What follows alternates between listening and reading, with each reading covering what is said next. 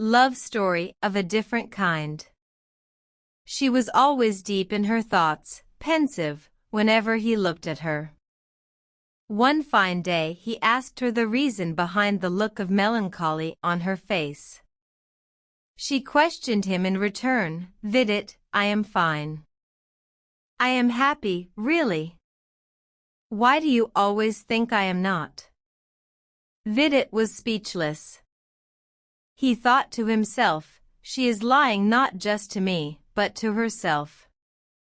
I need to find the real reason behind this sadness. A few days later was Vidit's and Anatara's first wedding anniversary.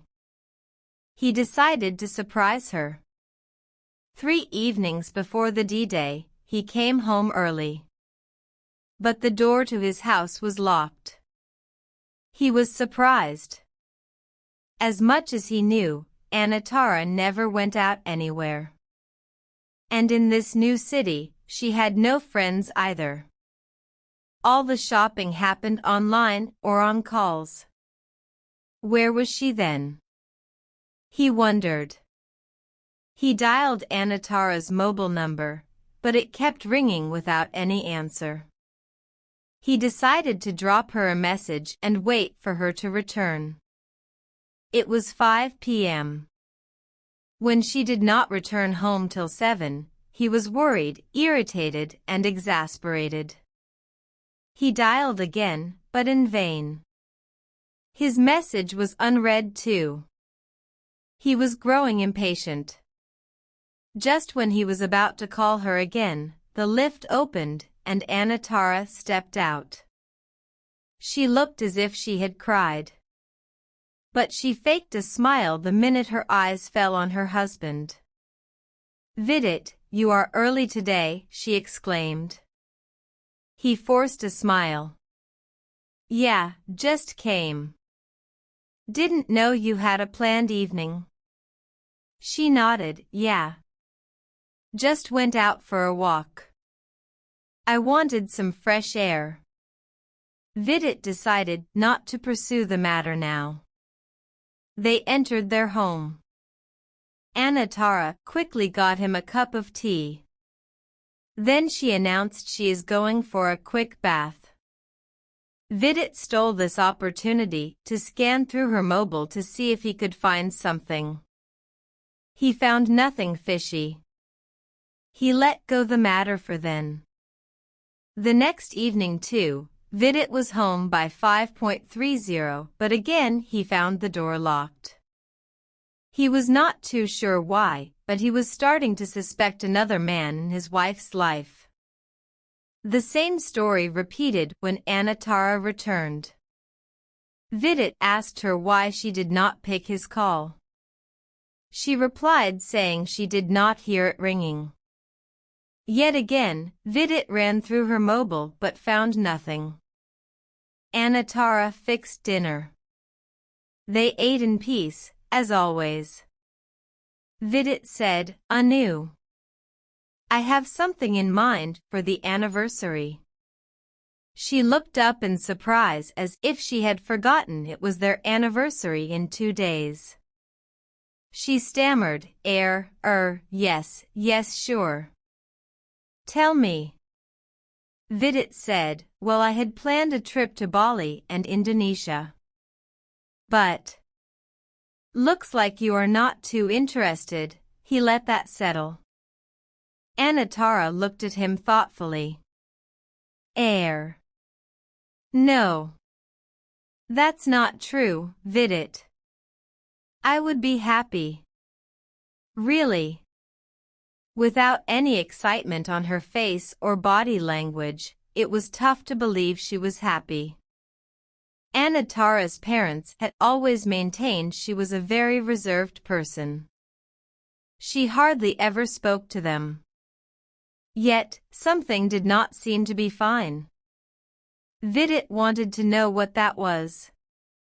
He decided to make this holiday memorable and break the ice with his wife, his beloved wife.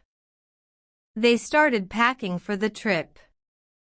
Anatara's choice of clothes was simple, Vidit suggested they shop some holiday-relevant clothes. They both agreed to do it the next evening after Vidit's work. He subtly said, "Where do you go walking every evening? Do you always go, or have you just begun?" Anatara was caught off guard. She was struggling to answer.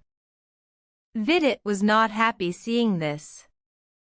Yet he waited for her reply. She said, "Air." Vidit. I. He nodded to motion her to continue. She said, "Vidit. I. Actually. I." Now Vidit was impatient. "Say it anew."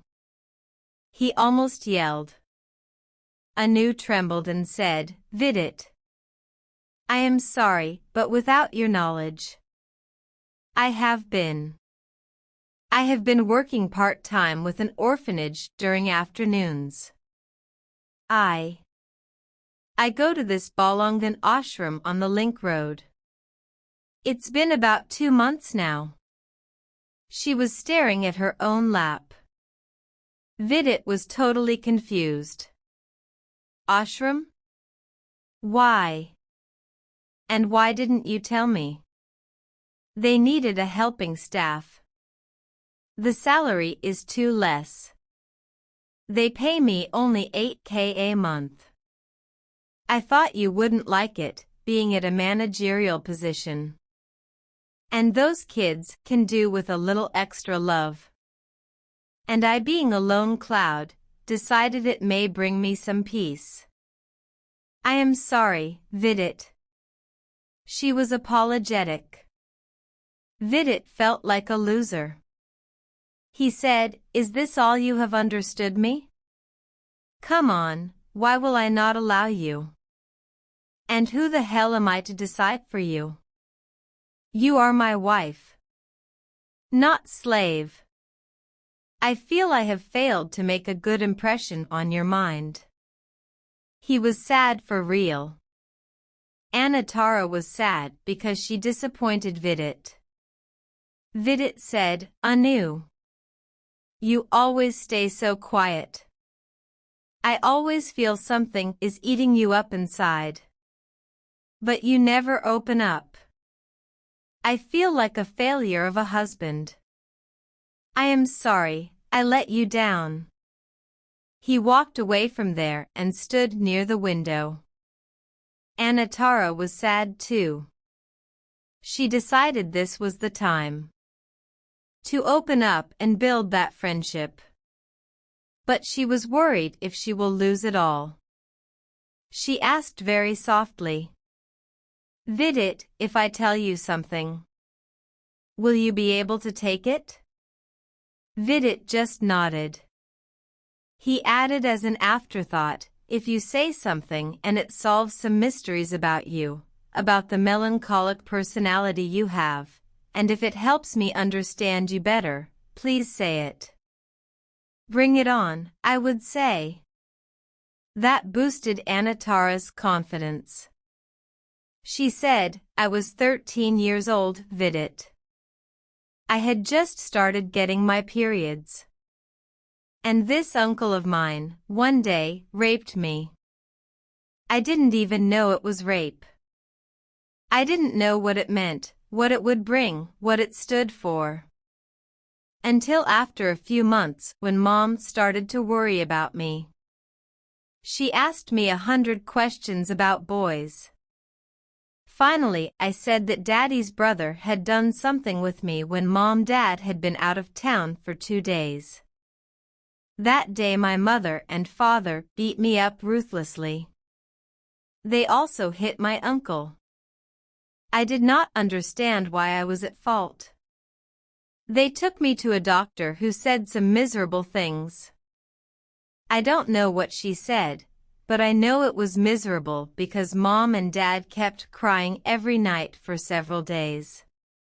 Later, we moved cities every few days before we finally settled down in a remote town on the outskirts of Madhya Pradesh. That is when Mom explained to me what had happened and that now I was going to deliver a baby. And then she said we will have to throw the baby wrapping it in a polythene bag. I knew nothing about rape, pregnancy, or babies, but I knew for sure that this was a wrong thing. So I asked her if we can give it to someone who was in need of a baby. She ridiculed my idea. But I was sure I wanted to do something. A few days later, I met some doctor from a government-run hospital. She was supposed to be handling my delivery. I spoke to her about my mother's idea of throwing the baby. She helped us understand the concept of adoption and orphanages. That's when I agreed, and so did my parents. A few days later, I delivered a baby girl. As soon as she was born, I was not even shown her face. They took her away and someone adopted her immediately from the orphanage. To this day, I know nothing about her. I always am tempted towards orphanages. I have offered my voluntary services to more than 8 orphanages so far. And back then, I was taken back to our hometown and I resumed my studies and everything. But all of this left a permanent scar on my heart and soul, Vidit. When my parents thought it was time for marriage, I met 3 people. 2 of whom rejected me. And the third one was you. I had no say.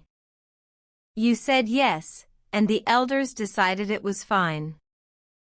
I never thought I would open up with anyone about this. But somehow today, I felt like, I am sorry I have hidden such a big thing from you. She concluded. She had tears in her eyes. Before she wiped them off, she stole a glance at her husband. She was surprised he was not angry or upset, but sad. He had tears too. That meant he empathized with her. She stared at him for an answer. All he did was opened his arms for her to come and settle in his embrace. No words were exchanged between them that night. Only tears and a lot of hugs. The anniversary holiday to Bali and Indonesia was more like a honeymoon because now the couple had finally struck a chord of friendship. It felt like a blessing for Vidit to have met someone so deeply thoughtful as Anatara, and for her, it was as if an angel had been sent on earth. All love stories do not begin with smiles, some begin with tears too.